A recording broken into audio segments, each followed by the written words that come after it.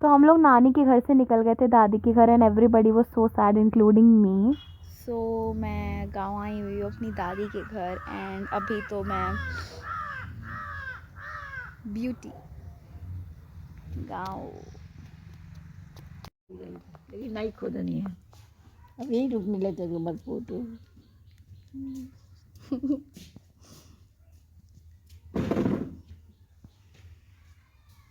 अब सिंस इतने टाइम बाद मिले थे तो मेरी चाची और हम लोग उनकी फैमिली और हमारी फैमिली दोनों ने मिलकर डिसाइड किया कि हम लोग कुशीनगर जाएंगे फॉर अ पिकनिक। मैं सुबह सुबह सोकर उठी एंड अभी आई थिंक 9 बज रहा है और गांव है, इस वजह से शायद ज़्यादा धुंध है। इतना ज़्यादा यहाँ पर कोहरा, इतना ज़्यादा फॉग वगैरह हो रहा है। Let me show you.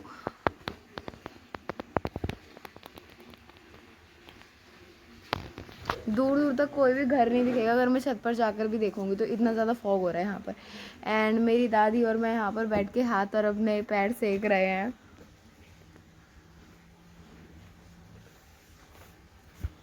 एकदम मस्त गांव वाली वाइब्स। शहर में कहाँ मिलेगा ये सब। एंड मेरी दादी ने इतना ब्यूटीफुल सा गार्डन, इतने बड़े बड़े यहाँ पर फूल उगे हुए हैं, ये सारा मेरी दादी ने किया हुआ है। अब मैं आपको कुछ देर बाद दिखाऊंगी। पीछे बगीचा मेरी दादी ने बनवाया है। इतने सारे पेड़ हैं वहाँ पर आम के। गर्मियों में हम लोग आते हैं ना, हम लोग रोटी सब्जी नहीं खाते, हम लोग पूरा दिन सिर्फ आम खाते रहते हैं। क्रेडिट गोज टू माई दादी, शी इज सो लवली। दादी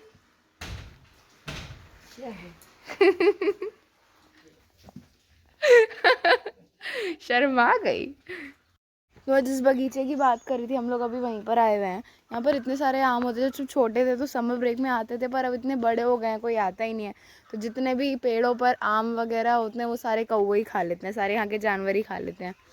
मैं आपको दिखाती हूँ। वैसे तो काफ़ी ज़्यादा फॉग है तो दिख नहीं रहा होगा, बट जितना ही हो पाए, ये सारे जितने भी पेड़ हैं, जितने भी, ये सारे आम के, अमरूद के, सबके। और उस साइड जो आपको दिख नहीं रहा है, वहाँ पर एक तालाब है जहाँ पे बहुत सारी मछलियाँ हैं।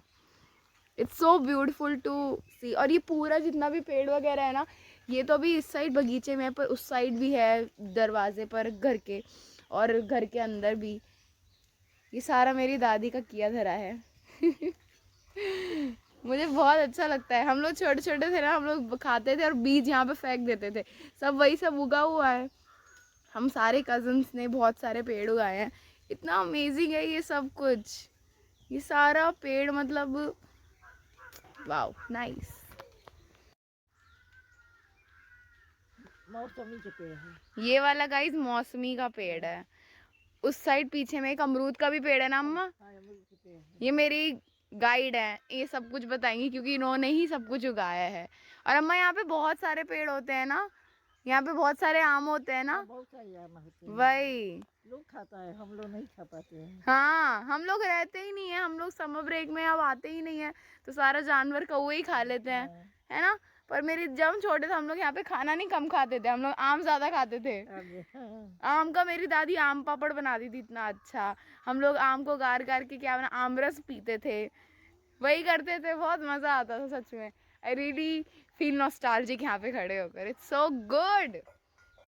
अब हम लोग गांव गए तो वहाँ के जो स्थानीय देवी दुर्गा होते हैं उनके हम लोग को दर्शन तो करने बनते ही हैं। तो पूरा ऐसे गांव क्रॉस करके, जैसे नानी के यहाँ पर था वैसे ही सेम दादी के यहाँ भी पूरा गांव वगैरह क्रॉस करके हम लोग गए। तो मैं आपको अपने आम के बगीचे से वो दिखा रही थी ना, लेक, छोटा सा पोखरा, वो यही है। ये देख रहे हो आप, ये वही वाला पोखरा है जो मेरे बगीचे से दिखता है। पूरा हम लोग सर्कल करके आए तो यहाँ पे दिख रहा है।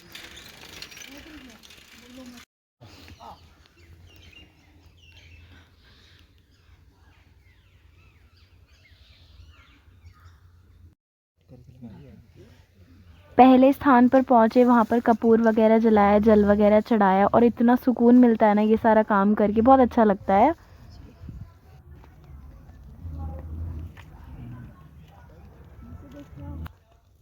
कितना ज़्यादा खो रहा है।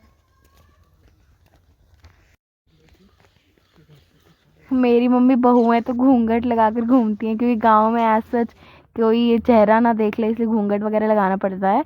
फिर हम लोग दूसरे स्थान पर गए, वहाँ पर भी देवी माँ को जल वगैरह चढ़ाया, उनको तिलक लगाया। और हम लोग खेतों के बीच में चल रहे हैं क्योंकि रास्ता बहुत ज़्यादा लंबा था तो हमने शॉर्टकट लिया।